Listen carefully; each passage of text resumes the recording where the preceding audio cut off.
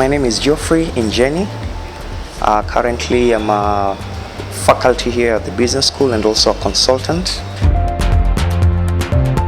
All the way since 1997, when some of these strikes started effectively, the idea has been to try and get the government to improve the terms.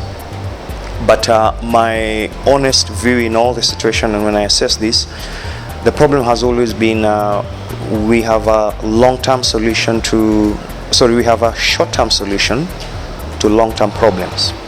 So what happens when the teachers ask for their terms to be checked? In some situation, the salary is increased, but the focus has been on trying to work with allowances, trying to improve the allowances without necessarily looking at the basic salary. And the problem has also been when the teachers demand, say, for 100% or 200% increase, when the government comes to the table, it comes with a lower figure.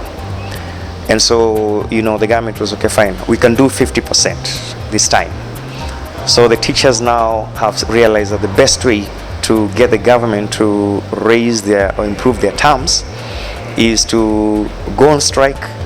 The government gives you something little, and then again you go back to class, and then this keeps on recurring. So in effect, no one has thought about just having a long-term solution to this problem until maybe recently the Salaries and Remuneration Commission that came up to harmonize salaries in the public sector. For the salaries teacher, you have to think about a lot of contextual matters. And even right now, the government has a hardline stand. We will not pay, it's not justified. It is going to balloon the wages. It's not sustainable.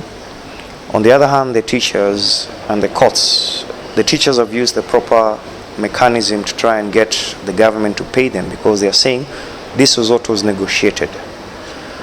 Now, the problem that you get into is that when you manage your affairs in holistically, then some of these matters can be addressed quickly.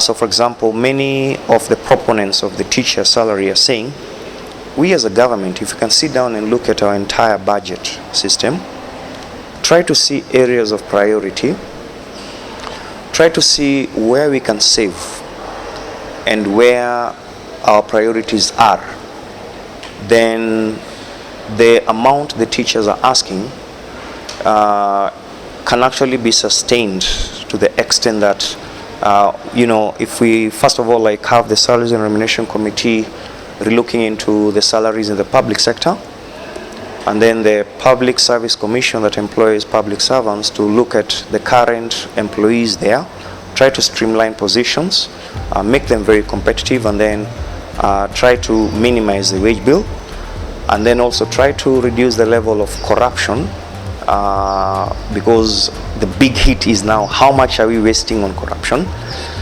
In that case, you'll find that if you do these things in a with some political goodwill, then you could be able actually to pay off the teachers what you're asking for, because this will help to solve the problem for the long term. You see, people are saying if you pay teachers this may actually stop the perennial strikes. And of course, what you do is that you then say, in our budget allocations, let us, pay them well, and then identify areas in our budget where we can save. There's an opportunity not to borrow, and there's an opportunity not to raise taxes, but there's an opportunity to defer some projects. That can be done. So you can defer a few projects that you're not yet committed, that you're planning, but you're not yet committed to, just for the purpose of trying to also control the costs of living. And of course, if you must really borrow, then you just have to resort to those short-term borrowing by the central bank in terms of T-bills. in a way that until everything is harmonized or rationalized, because generally that's how the government funds its deficit largely, unless you have those long-term borrowing from external donors or external funders.